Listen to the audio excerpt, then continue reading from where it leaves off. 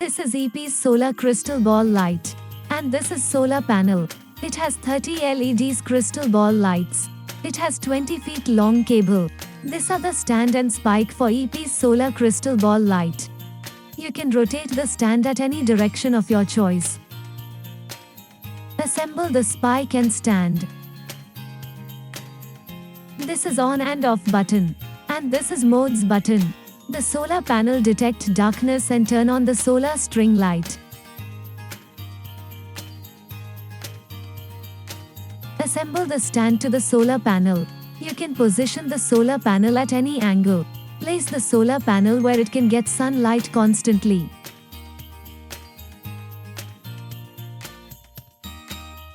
There are 8 different light modes. You can change the mode by clicking the mode button. Put the solar panel under direct sunlight. Press the on button and then leave it. It has a solar panel which charges with sun rays. It will work when sun sets or if there is darkness detected by the solar panel.